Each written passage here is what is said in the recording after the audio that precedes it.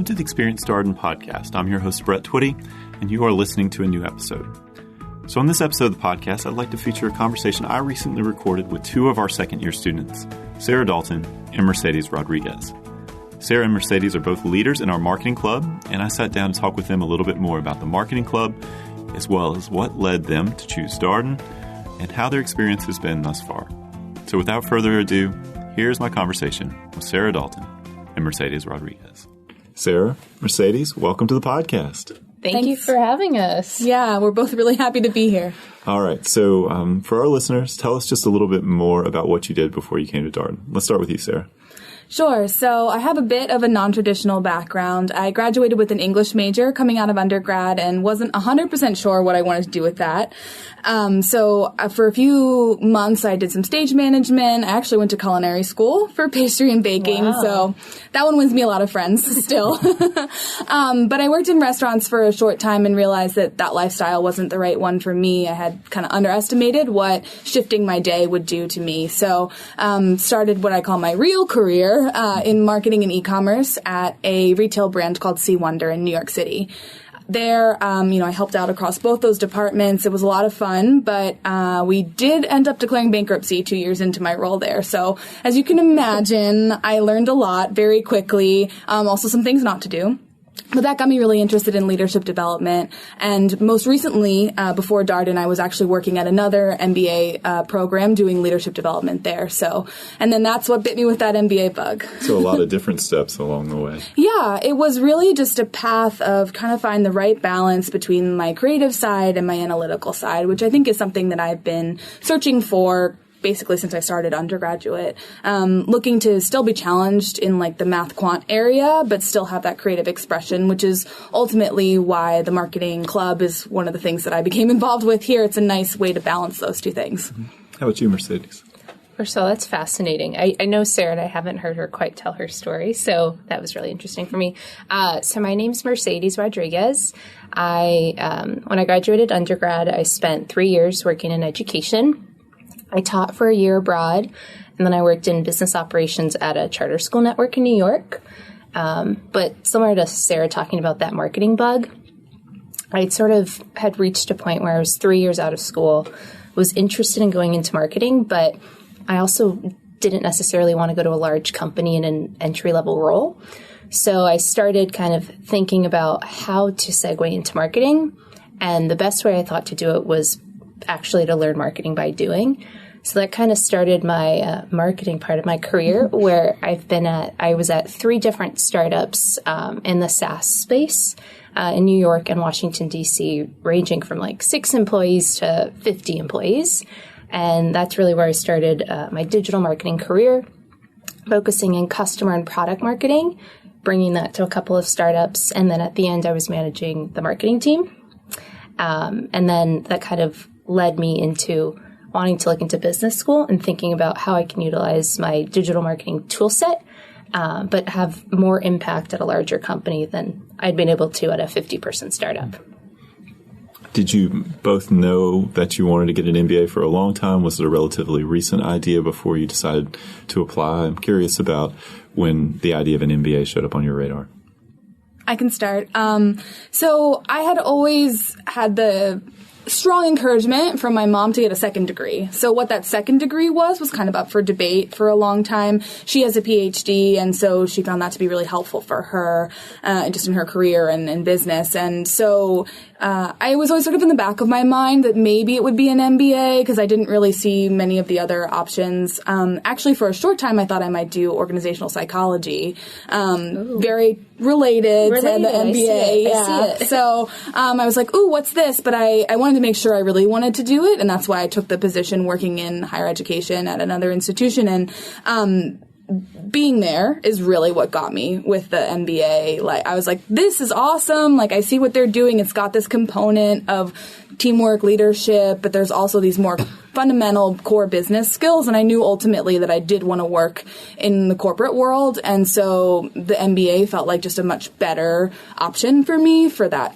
second degree to help me further my career. So yeah, it was kind of always in the back of my mind, but wasn't really exactly what I knew I wanted to do until a couple years before. How about you, Mercedes? Yeah. So I remember graduating from undergrad and seeing a lot of my peers go to business school or go to law school, and they sort of had it, what I thought, figured out.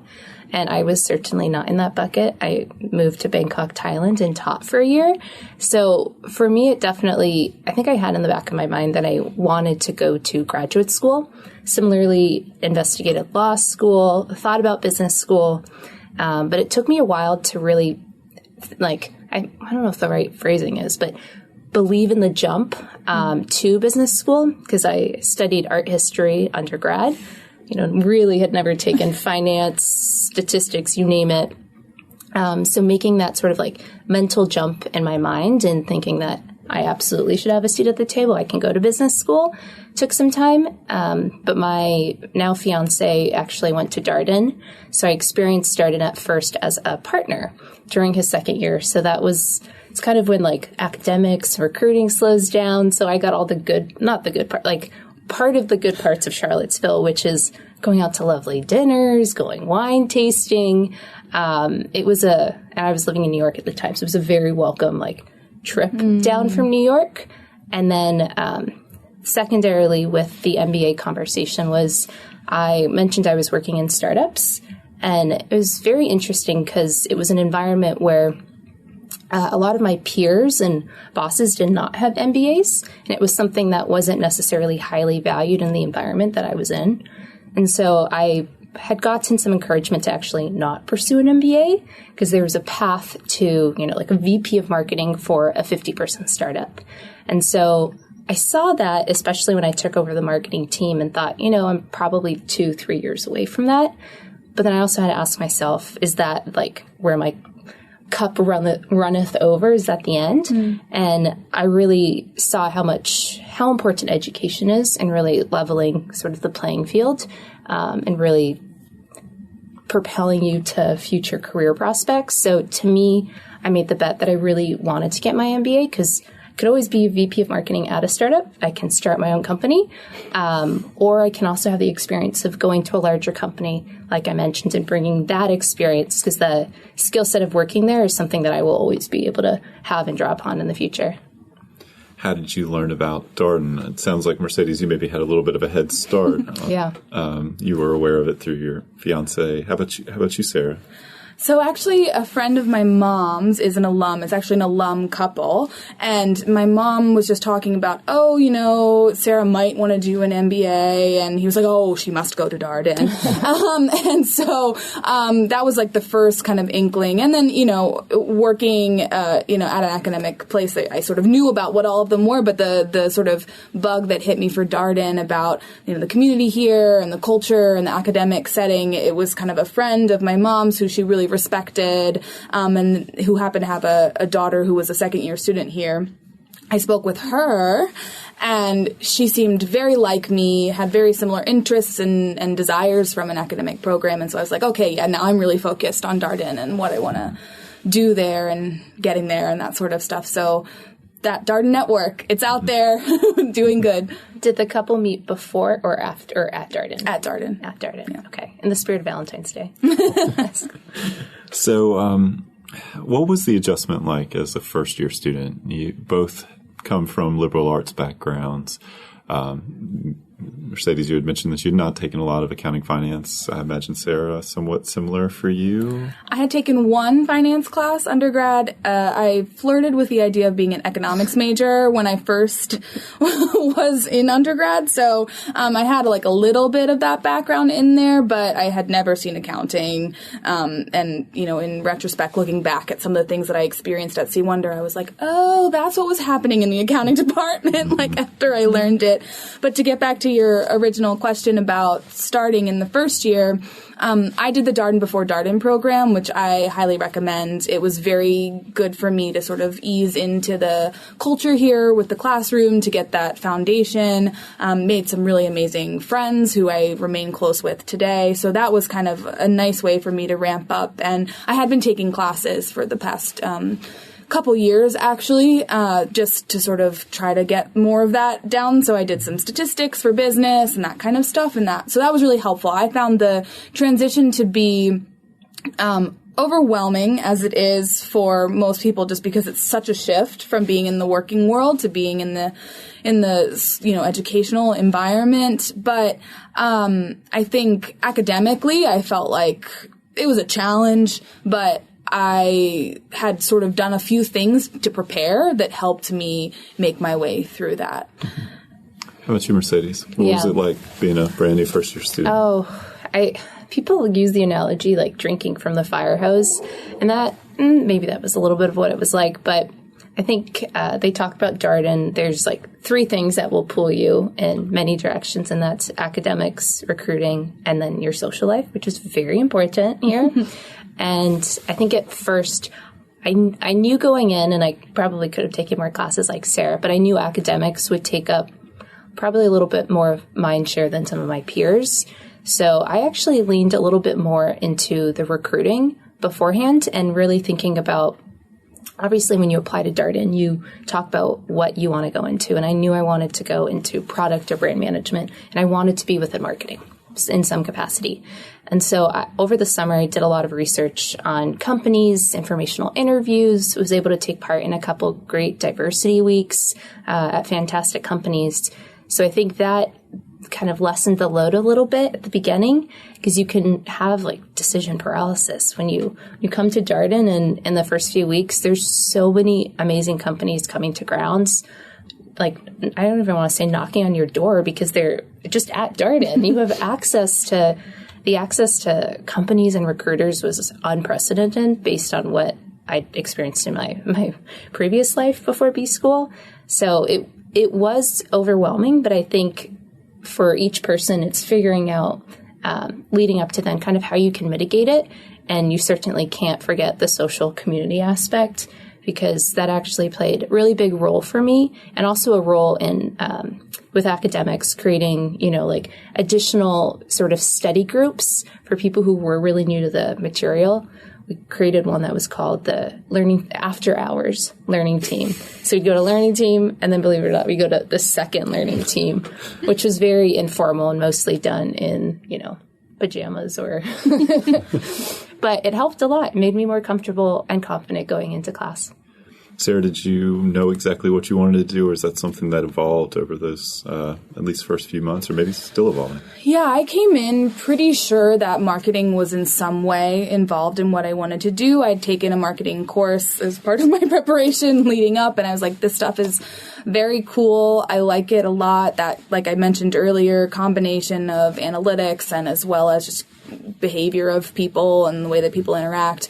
I did always still have kind of in the back of my mind this idea around like talent development and that leadership development, but on a corporate side, just because to me, those things are very interrelated, that you're thinking about why people do what they do and how you want to incentivize them to be either a better consumer or a better employee. And so I toyed with those a little bit, but I really tried to keep my focus in on marketing, and then with that at a company that I felt like had a strong culture that was going to allow for that kind of leadership development stuff to happen on the larger scale, because it's very important to me. So I wasn't lured away like some people are by consulting or banking or other industries that are out there. So I did really kind of stay focused with that. That being said, if you would have told me that I would be going to live in Minneapolis and work at 3M after I graduate, I probably would have been like, you're crazy coming in, because I had this idea of, the coasts are where I want to be, either the East Coast or the West Coast. And I averaged them out and ended up right in the middle. So I see certainly some surprises in terms of what ended up happening, but I think I stayed pretty true to my original vision of what I wanted coming out of the MBA. So you're both involved in leadership positions with the marketing club. You both have, obviously talked about how you had an early interest in marketing, even predating your arrival here in Charlottesville. What attracted you specifically to being engaged in a leadership capacity with the marketing club? Yeah, I can start. I remember part of my even admissions process was, you start kind of thinking about what it would be like as a full-time student. So for me, that I immediately went to the marketing club, knowing that I'd heard about how pervasive and important these career clubs or student clubs are to the business school experience. So I had the opportunity of talking to this marketing club president 2 years, like the round that I was applying. And he was amazing. He helped prepare me for my interview the night beforehand. Scared me a little bit, but I rocked my interview. So I think that was my initial kind of introduction to the marketing club. And first year, I had the opportunity to serve as a first-year liaison, which is an opportunity that first years will apply for to see sort of the inner workings of a club and how it works. And sitting on the board as a first-year member, I just realized that a lot of the skills that they were working on as a club, for further context, UVA and Darden are firmly big believers in student self-governance. So I saw that, granted, I was more of an observer as a first year, but I saw how they were sort of utilizing that general manager skill set on a weekly basis by holding these board meetings. And it was a skill that I didn't really see sort of being hit on exactly in the classroom. So that was something that I was really interested to continue to grow in. And then secondly, when it came to club leadership election time, I sort of asked myself, there's so many opportunities and things that you can run for. Where do I feel like I will have, sorry, my voice. There we go. Where do I feel like I can have the most impact and is most in line with my passions and what I naturally gravitate towards? And it was absolutely marketing. So I ran for president and got it. And it's been smooth sailing ever since. Mercedes is a wonderful president. Thanks. So for me, I didn't have actually any contact with the club prior to being here. I did sort of like day one, or I think at my Darden days, I went around to the club fair and kind of saw that the club was there. And I was like, oh, I know I'm going to be involved in some way. I also was not a first-year liaison, so I just was kind of a participant of the programming and got to see, all the wonderful stuff that they do to help you with the recruiting, to help you learn, to help foster community within the marketers here. And I really appreciated that, and I got a lot out of what the club had offered. And so I think a big part of Darden is giving back. As a first year, you're kind of the recipient of a lot. And so as a second year, there's a lot of things that you get to do to give back to the community. And I knew that I wanted to be involved in leadership in some way across the board. Actually, I kind of had to hold myself back from being involved in too many leadership positions or things like that. Darden problem. Right? So I knew marketing was one of the things that I wanted to do. I didn't want to run for president because I wanted to, like I said, have a few more other leadership opportunities. And I thought, this will be a great way for me to kind of stretch experience, to be a part of the board, which was a group of people who, from different sections that I hadn't known as well, but that were also in the sort of the same mindset as I was with marketing. And I ended up selecting to, run for the VP of Finance role because I felt like that would be another way to kind of push myself, probably being more naturally inclined to some of the other roles. That was one when I was like, numbers and that kind of stuff, which I like, but have never really shown in my experience in as direct of a way as being VP of Finance. And so that was kind of my thought process in going through that. And it was a super rewarding thing to do. And I'm very, very happy to have been a part of the club leadership. So what kind of programming does the marketing club offer? I've seen your videos, I should say. But a star. But what else does the marketing club do to support students who have this interest? Well, outside of interviews, in that context, I'd probably say you kind of hit on it, but there's three parts or three components that the marketing club really focuses on, and that's education, recruiting, and then community and social. And the foremost, I think some of our flagstone events are our marketing forum or marketing conference. There's a case competition that we usually host, and then there's also the brand challenge, which is a really, really fun event where we actually have student teams work with corporate partners. And this year, we changed the format a little bit, and we had students sort of market a product to the Darden community, which was really fun to have this. And we sort of kicked it all off with Brand Week. So you have this week of brands where you're celebrating and learning more about established and smaller brands. But then first-year teams are launching marketing campaigns all across campus. So we had a fitness class for one of our sponsors going on. Another one was Man of the Week. So there's a lot of different marketing campaigns competing for your attention, which is per the norm these days. And then I'd say secondarily, we do a lot of educational speaker series. And then thirdly, which maybe Sarah can speak more to, is really the recruiting component of sort of resume reviews, cover letter reviews, and interview prep. Yeah, I think when you join the club, you feel most connected to that recruiting aspect just because it's so top of mind for so many of the first-year students. And I think we do a really nice job of providing touch points for them that feel approachable, but that maybe help relieve stress instead of adding stress, because there's a lot that can contribute to that as you're going through the process. So, we'll sit down and review your resume. We'll do mock interviews with you in person, distance over winter break. And even, before that, we're just kind of working on networking. How do you stand in a networking circle and introduce yourself to someone in a way that is, professional, the right length of time, and also demonstrates your level of interest to their company. So all kinds of fun ways. And that one we ended up doing, with like some cheese and snacks and stuff. So we try to make it a fun, enjoyable environment, even while we're really trying to help the young marketers here at Darden, further their careers and get to the outcomes that they're looking for through recruitment. What would you want prospective students to know about the resources for students who are interested in marketing, or just the story of marketing at Darden? I would want them to know that we have amazing professors. Across the board, we have amazing professors. Yes. That's part of what sold me on Darden was the academic environment, but we do. And that they're there and they want to talk to you, right? That's like step one. You're going to have marketing in your core curriculum and you'll get really close with that professor. But no, there are other professors out there who are, their doors open always, right? For you to come and have a conversation. I want them to know about our club, obviously, but we've talked a lot about the benefits of that. And I would also want them to know that, while marketing may be one of the smaller industry focuses for the student body at large at Darden, we have like a strong, passionate group of people who I think really benefit from the breadth of education that we get here in some ways that, you see the ways that marketing can play out in different cases and through the classroom. And that's kind of a roundabout answer, but it's I think this level of like broad education that allows for even more sophisticated marketing understanding and efforts kind of as you're moving on. I don't know if probably Mercedes has something to add to what I'm saying too. I think if you came from a background in marketing, if you did not come from a background in marketing, business school is this place where you can switch careers and you can make it happen. And I think the marketing club is really, really responsive to that.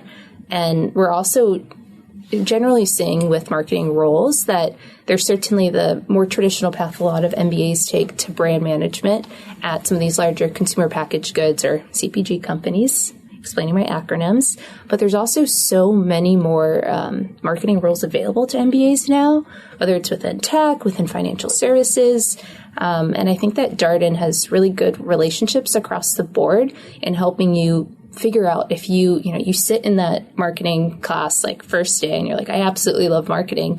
I think that we do a really good job of helping you chart that path. And then secondly, I would just say that with the classes, we have some professors who are a little bit newer to Darden, amazing, but they're teaching really like sort of cutting edge material and behavioral economics, sort of marketing ethics and consumer behavior.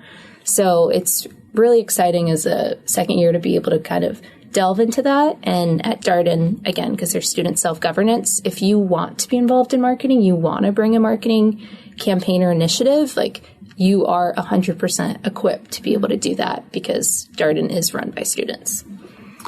So we've talked a little bit about the extracurricular ways that you've pursued this interest in marketing. What are some of the classes? Obviously, saying like, "Oh, what are some of your favorite classes?" is a really tough question around Darden. But maybe a couple classes that have really stood out as being particularly formative or inspiring or insightful for you in the marketing area or elsewhere. I always struggle to answer this question. It's like there's too many favorites. Right? It's so hard to pick. I'm in digital marketing right now, which I'm really enjoying because it's a very contemporary course, right? And I think Mercedes really hit the nail on the head with that as a second year, you get into these classes that have maybe, more recent topics or like new trends that are coming out. And that's what I'm enjoying about that. And we also have some speakers come in, and that's been really interesting to see, people who are out there in the world talking to us either via connected classroom or actually in person. So that's a marketing class that I'm currently taking that I'm really enjoying. I think it's one of my favorites so far.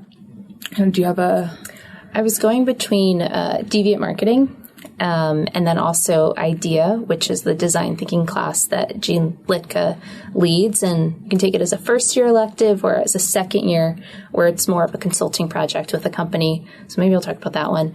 I took that as a first year, and it was like sort of eye-opening in terms of solving problems.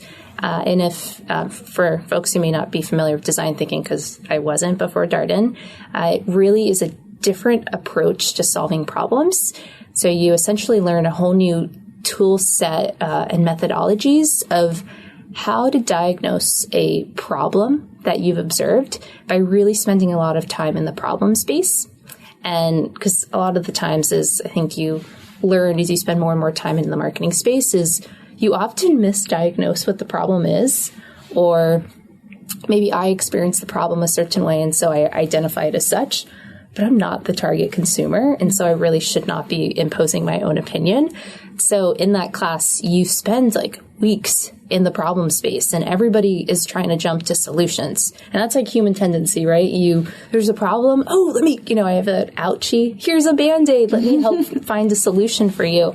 And so that class like built a discipline in really letting you sit in the problem space, sort of understand the consumer mindset. And that was actually the most helpful class for me this summer when it came to my internship and having a really ambiguous project. I pulled mostly from that class and saying, these are the different activities that I'm going to work on while I'm sort of defining the problem before I determine the strategic opportunity and kind of make recommendations and next steps. And then I know one that both Mercedes and I have I'm currently taking and Mercedes took earlier is Character Traits and Success, which is not marketing related, but is an excellent course. It's actually a very small seminar class with just 5 second-year MBAs and 5 fourth-year undergraduates sitting around a table with one of the professors here, Jackie Doyle, and then usually an alum or someone affiliated with the university and Darden in the classroom. You just have a conversation about some actually really like Aristotle, those level like readings, and about what character traits lead to success, what truly is virtue, and what success means for you as a person. And that's been a really fulfilling class, not really related to marketing directly, though I think there's always implications. Yeah. I will say I took that when I was sort of recruiting, and it was really integral. And I was thinking about, because we learn about the importance of habit and really how you spend your days is sort of how you become the person that you are and you build your character. And so that I was like referring to these philosophical readings as I was thinking about what career path I wanted to take and how I wanted to spend my next years after MBA. So one of the things that I've been struck by, the more Darden students I've spoken with about their experience and how that translated to their work experience, is this idea of comfort with ambiguity, right? It's just part of it. You're sitting in classes where you don't have perfect information, you have to make a decision, or you're still trying to figure out what's going on. Mercedes, you hit on it a little bit earlier. I'm curious about how the curriculum here, just the educational experience, gets you to the place where that feels just normal, or you feel more comfortable with it. Mm-hmm. I think I've actually thought about this a lot. I think nowadays we sort of live in a world where we have incredible access to information, and it's very easy to sort of, if you want to look up a specific topic, you're able to quickly get access to that information. And I mention that because at Darden, you're given some information, and it's very, very easy to read it and be like, oh, okay, I don't really have a point of view, but I read it. I'm a little bit more knowledgeable about the banking industry or whatever the case was about in the company. Great. but not good enough for Darden. So it's really this idea that you read something and you form a point of view, and you realize that you're going to kind of triangulate to get there, and maybe you're missing some information, but you read something intelligently and you form a point of view. And I think that has really been the sort of the thing that I've tethered against in this ambiguity, because a lot of times, and this was in the summer internship, you're given a challenging problem that the company's been faced with and trying to deal with for quite some time. And you need to kind of take one step at a time and use the information available to you, come to a conclusion, and logically build upon it, sort of come in with a hypothesis. So Darden and the 3 cases a day, definitely, I call it like that, what is it, my like ambiguity muscle? Almost like you work it out when you are in class, and so now it's a muscle that I have because of Darden. I echo a lot of what Mercedes is talking about. You have the muscle too. I do, yes, much more than I did prior to Darden, for sure. I think there's also an element of, you work on this with your learning team, and the ideas that you're bringing to the classroom may not be 100% your own. And so, you respond to a question and you say what you're saying, and you internalize it, but you hadn't, come up with it originally yourself. And so you're like, oh, and now you have to defend that point, and getting into that space where you can sort of listen and integrate other people's perspectives and opinions and kind of make them a part of your own answer is something that I think I also was able to develop through this process. And just, learning to speak when you're not sure what you're going to say at the end of your sentence is something that I think can be very valuable, again, in the summer internship for me. Making recommendations for people who this is their job. They do this work day in and day out. And, a certain voice in the back of your head might be like, do I know enough about the dental aligner market to tell them what, they should be doing? But, the idea is yes, actually, you did a lot of research, you put your time in, and you have this background of understanding problems and good ways to solve them. And so, speak your opinion and, accept the, constructive thoughts that come back at you and say, oh, yes, no, okay, maybe this works, this is different. But it really helps me, I think, prepare for those moments when I was giving my midpoint or final presentation and people were sort of, pushing at some of my ideas or asking me questions that I hadn't thought about before the presentation. It made me feel much more comfortable, just the classroom experience, being able to say, oh, yes, this is why I feel this way, or, I hadn't thought about that, but you're right, This is another weird analogy for today, but I remember this summer feeling like when I got a problem, you get so used to solving problems in the classroom, right, where you're joined by 60 or 70 of your peers. And I almost felt in my brain that I had a chorus of my section. And I was like, oh, Sam would totally make a comment saying that we need to look at, the financials. And, Sandra would totally say that we need to look at the operational side of things. And so it's almost like I have this course of when you do come to a conclusion in that point of view, you've gone through frameworks so many times and different ways of thinking about problems that it's now part of my problem solving process. So last question, reflecting on maybe what you thought about business school and maybe what you thought about Darden before coming here and now being here with graduation in sight. Say it isn't so. I know it's always a bracing moment. It's sort of, oh man, people are always bummed when I mention that. So what's been the most surprising thing about your experience? Maybe the one thing you didn't expect that's been kind of amazing or, just unanticipated before?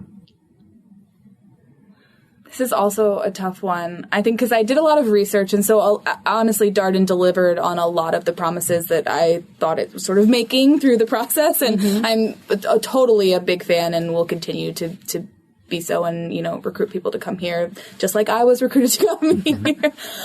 But I think...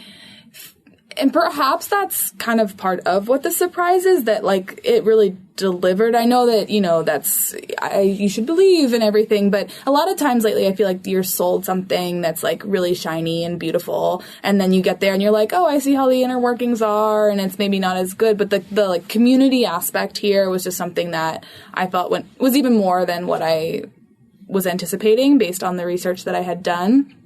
And I think it's mostly just like, I'm surprised that it was so positive. Just, I think that's kind of like a really cheesy answer. And maybe if Mercedes has more to say, I can come up with something that's more. It's been perfect.